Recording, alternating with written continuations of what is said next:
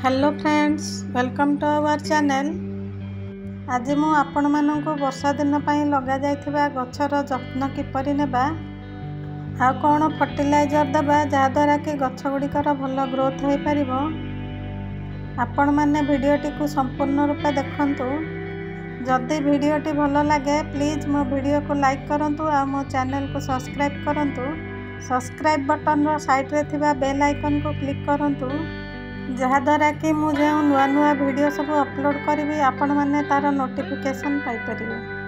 आपण मैंने पूर्व वीडियो रे देखिथिबे मुझे मंजीर सब गछ प्रस्तुत कर लगे। आज आम से गछ गुड़िकर ग्रोथ किपरि हेछि चलंतु देखिबा। देखंतु मुझे थर्माकोल पेटी रे जन्नी आ छचिंद्रा गछ लगेइथिली, सेगुड़िक केते गुडे माड़ी गलानी किंतु मड़ेवा को किछि सुविधा नथिला। देखंतु ए गछ गुड़िक मड़ेवा पई काठरे सब फ्रेम प्रस्तुत कराई जाइछि। ता ऊपर नेट टी को पकई दे सारला परे आमे सब गछ गुड़िक मड़ेई दबा। ए नेट गुड़िक मार्केट रे सुविधा रे मिल जाउछि। आपण माने मध्ये एमती नेट पकाई भाड़ी प्रस्तुत करी गछ गुड़िक मड़ांतु, जा द्वारा कि अधिक फ्रुटिंग पाई परिबे। देखंतु नेट गुड़िक एपरी फ्रेम रे पकई सारला परे जे गछ गुड़िक सब अच्छी ताको मड़े दबा। जेहेतु एगुड़िक सब लता जातीय गछ आको भल भाव न मड़ेले भल फ्रुटिंग पाई परिबा नहीं। आपण माने जदि एपरी लता जातीय गछ लगेइछंती मड़ेबार व्यवस्था करंतु, जा द्वारा कि गछ गुड़िक सहजरे माड़ी परिबो।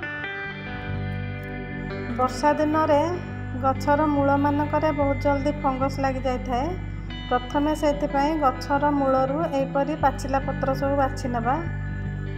एमिति सुखिला पत्र बाछि नेबा द्वारा गछ मूल सूर्य किरण और ऑक्सीजन भल भाव में बाजी पारिबो आ कोनोसी फंगस लागिबो नहीं। वर्षा दिन में भेंडी गछरे विभिन्न प्रकार पोक लगी जाइथांती। आपण माने जतबेले छात उपरकू जाउछंती भेंडी गछर पत्र गुड़िक एपरी ओल्टाई देखिए, जदि किसी पोक लगी थाए ताल ताको हाथ रे बाहर कर नेबे। खाली भेंडी गछ नुहे, सबु प्रकार गछ को आपण माने छात उपरकू गले चेक करिवे। जदि पिंपुड़ी चलुथिबे ताहले गछ गुड़िकर पोक लागिछि बोली जानि परिबे। देखंतु वर्षा दिन रे भेंडी गछरे एपरी पोक सब लगी थाए। आपण माने जदि देखंती ताको हाथ रे बाहर कर नै सारला परे 2 लिटर पानी रे 5 ml लिंब तेल आ 2-3 ड्रप लिक्विड हैंड वाश को मिसाई भल भाव में स्प्रे करें।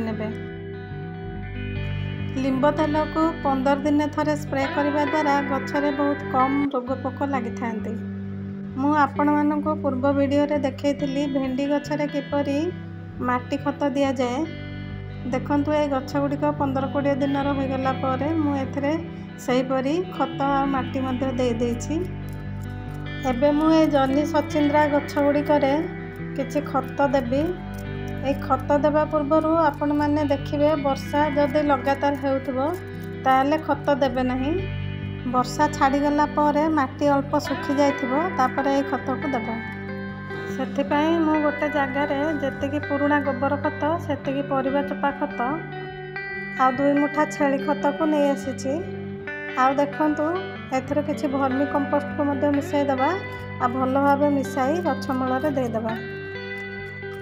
जे कोनोसी गछरे खत देबा पूर्वरु गछ मूलरू 3-4 इंच छाड़ी भल भाव में खुसाई नेबे। देखंतु मु जेंति खुसाइछि। एटा जेहेतु बड़ कंटेनर टी सेथिपई 4 इंच छाड़ी की खुसाई होउछि। आ जदि आपण माने छोट कंटेनर रे लगाउछंती ताले अल्प अल्प ऊपर खुसाई नेबे। गोबर खत हो कि भर्मी कंपोस्ट हो दे सारा पर माटी घोड़े दे पानी देदेवे। आपण मैंने जदि गोबर खत को देउछंती ताले गोटे वर्ष पुराना गोबर खत को देबे। एही गोबर खत को गोटे मासरे थरे आपण माने गछरे दे परिबे। एही परि सब प्रकार खत को मिसाई के देबा द्वारा गछ तार सब प्रकार पोषक तत्व पाई परिथाए। आपण मानक पाखरे जे सब खत अच्छी आपण माने एहीपरि मिसाई के सब खत को दियंतु। देखंतु एटा होचे मोर लेंबू गछ। ए गछरे मध्य मु किछि दिन तळे खत देइथिली। नुआ नुआ पत्र सब कौली गलानी सेहीपरि मंदार गछ और गोलाप गछरे मध्य आपण माने ए खत को दे परिबे। आ गछर भल ग्रोथ पई सोरिष पिडिया को मध्य हमें पानी करिके दे परिबा। जे कोनोसी प्लास्टिक जगह रे 2 लिटर पानी ले जिबा आ 2 मुठा सोरिष पिडिया 1 मुठा राशि पिडिया को भल भाबरे मिसाई 2 दिन पई छाई जगह रे रखि दबा आ दिन को 2 थरा घांटी नेउथिबा। देखंतु मु जेमते घांटुची सेमते दिन को 2 थरा घांटी नेबे। 2 दिन पर देखंतु एपरि फॉर्मेट हो जाइथिबो। एई फर्टिलाइजर टिके गछरे देबा पूर्वरु भल भाबरे छाणी करी देबे। सुखिला खत जदि गछरे देइछंती तार 8 दिन छाड़िकरी एई लिक्विड फर्टिलाइजर को दे परिबे। एही सोरिष पिडिया राशि पिडिया किलो पिछा 30-40 टंका रे मार्केट रे सहजरे मिल जाय थाए।